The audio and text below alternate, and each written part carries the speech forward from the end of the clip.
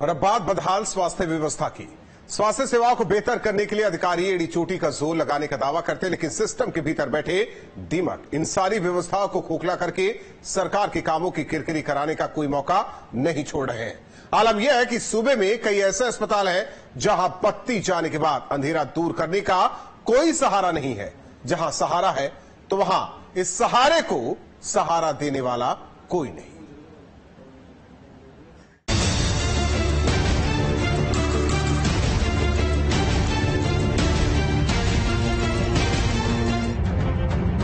तस्वीरें हरदोई के medical college की हैं, तस्वीरें दिन की हैं, तस्वीरें बदहाल व्यवस्था की हैं, जो शासन की मेहनत और व्यवस्थाओं को अंधेरे में रख रही है। चारों तरफ अंधेरा फैला है। कुछ मरीजों के तीमारदार गेट पर खड़े हैं तो किसी मरीज का इलाज चल रहा है। लेकिन कैसे चल रहा है, जरा उस पर भी नजर डालिए। स्ट्रेचर पर मरीज लेटा हुआ है, स्वास्थ्य कर्मी उसका इलाज कर रहे हैं और मरीज के परिजन मोबाइल के टॉर्च से अपनी निराशा का अंधियारा दूर कर रहे हैं। फिर एक बार सुन लीजिए, ये मेडिकल कॉलेज के अंदर की ही तस्वीर है, जहां बत्ती जाने के बाद हर तरफ अंधेरा रहता है। परिसर में रखे जनरेटर को भी सिर्फ कागजों पर ही चलाया जाता है। शायद मेडिकल कॉलेज प्रशासन मरीजों के हित का ख्याल रखकर ऐसा करता हो। शायद कॉलेज प्रशासन का मानना हो कि जनरेटर की आवाज और धुआं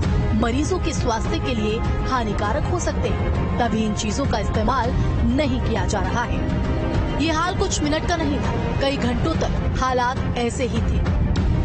बत्ती गुल रही और मरीज परेशान। कुव्यवस्थाओं के फैलाए इस अंधेरे को मरीज के तीमारदार अपनी मोबाइल की रोशनी से दूर करते रहे और इलाज यूं ही चलता रहा। देखकर और सुनकर तो आपको यही लग रहा होगा कि स्थिति कितनी बुरी है। चलिए अब हरदोई से 150 किलोमीटर दूर बदायूं का हाल बताते हैं। हरदोई के हाल तो आपको सिर्फ बुरे लग रहे हैं, लेकिन बदायूं वाले तो भयावह हैं। ये बदायूं के उस हैत में मौजूद प्राथमिक स्वास्थ्य केंद्र है। इलाज तो यहाँ भी अंधेरे में हुआ, लेकिन यहाँ सवाल जिंदगी और मौत का था। वो भी कोई 1-2 जिंदगियाँ नहीं, 10 जिंदगियाँ यहाँ बदहाल व्यवस्था के फैलाए अंधेरे में तड़पी है। दरअसल भले ही योगी सरकार और प्रशासन स्वास्थ्य व्यवस्थाओं को लेकर लाख दावे कर रही हो, लेकिन धरातल पर जो स्थिति है वो कुछ और ही है।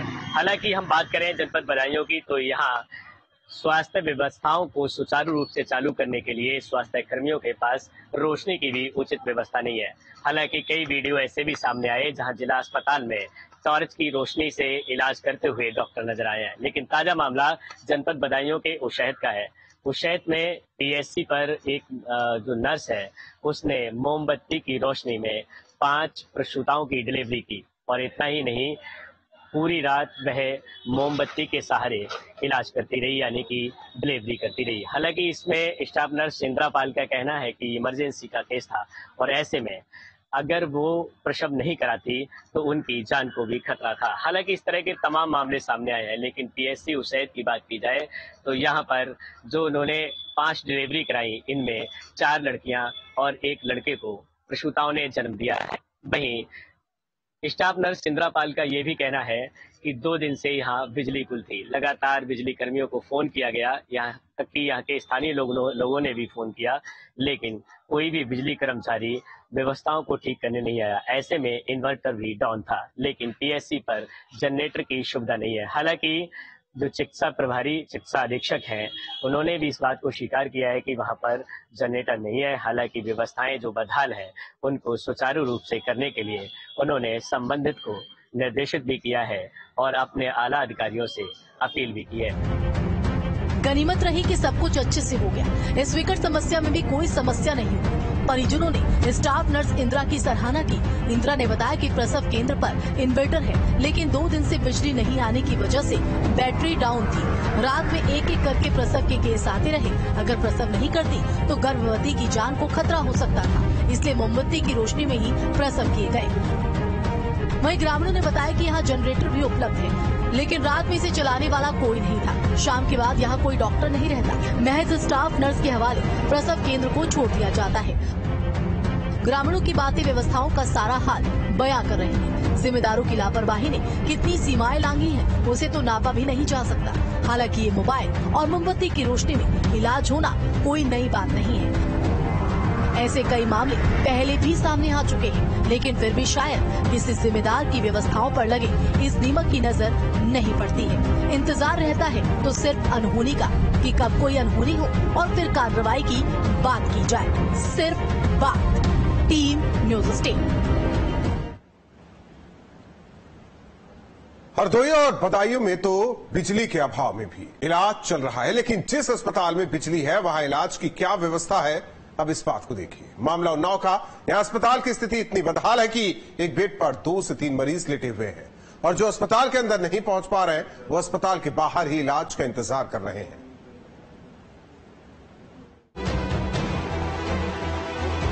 उन्नाव जिला पुरुष अस्पताल। यहाँ एम्बुलेंस तो है, लेकिन फिर भी मरीज कंधों के सहारे अस्पताल के अंदर जा रहे हैं। यहाँ अस्पताल में बेड तो है, लेकिन व्यवस्थाएं कैसी हैं वो आप खुद देखिए। एक अनार 100 बीमार तो आपने सुना होगा। यहाँ एक बेड है और उस पर मरीज 2। शायद अस्पताल प्रशासन का मानना हो कि एक से भले 2।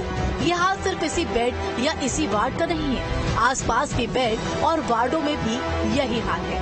बेड 1, मरीज 2। सवाल है इलाज कैसे हो।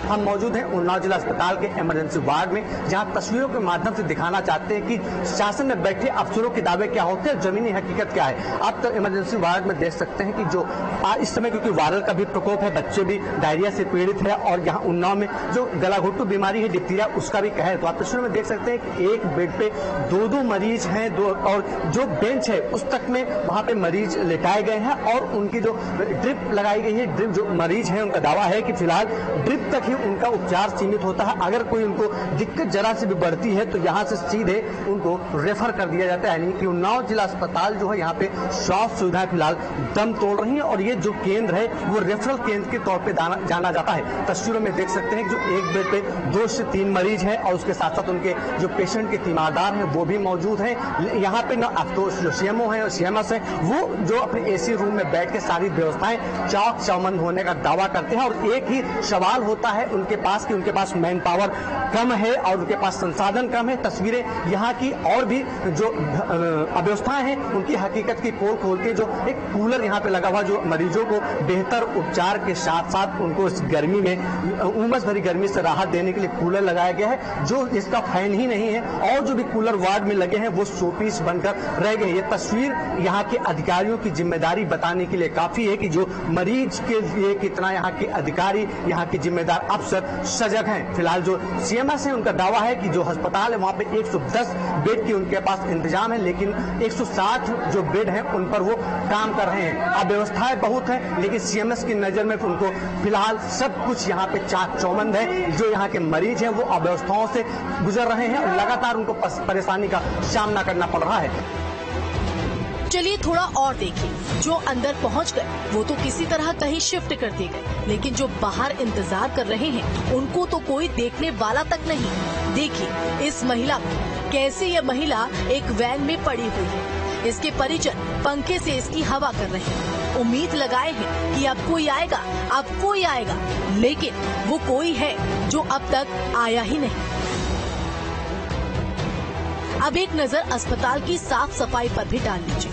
हाँ, गलती तो उन बेवकूफों की है जिन्होंने सफेद दीवार को रंगीन करने की मानो कसम खा रखी है, लेकिन अस्पताल प्रशासन में क्या कोई इसे देखने वाला नहीं है जो इस गंदगी को मिटा सके।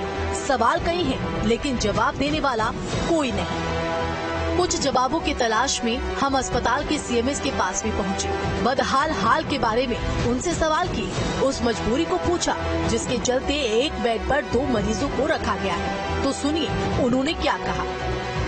इस सीजन में वायरस का प्रकोप तो बढ़ ही जाता है, वायरल डिजीजेस का, तो खासकर डेंगू मलेरिया वगैरह के जो केसेस हैं इनके लिए अलग से 6 बेड सुरक्षित रखे गए हैं। जनरल वायरल का तो अधिकतर ओपीडी से ही इलाज हो जाता है। जो तेज ज्वर वाले पेशेंट आते हैं उनको भर्ती कर लिया जाता है, भर्ती करके इलाज किया जाता है। सर लगातार आप लोगों के द्वारा बेहतर इंतजाम किए भी जाते हैं, दावे भी किए जाते हैं, लेकिन इमरजेंसी में कूलर तक खराब पड़े, एक बेड पे 3 मरीज है, तो इन व्यवस्थाओं को कैसे? देखिए, एक बेड पे 3 मरीज तो हम पहले से ही हैं कि हमारा 110 बेड का अस्पताल है और 160 बेड पे हम लोग काम कर रहे हैं। 50 बेड पहले ही बढ़ा लिया गया अपनी तरफ से। इससे ज्यादा तो हमारे पास अभी मैन पावर नहीं कि हम बढ़वा पाए। अधिक बढ़ाने के लिए मैन पावर की आवश्यकता होगी। मौसम बेईमान बताकर दोष मौसम पर ही डाल दिया कि वायरल फीवर चल रहा है, मरीज ज्यादा आ रहे हैं और बेड कम है। लेकिन व्यवस्था में सुधार कैसे होगा, इस सवाल पर सीएमएस साहब चुप्पी साध गए।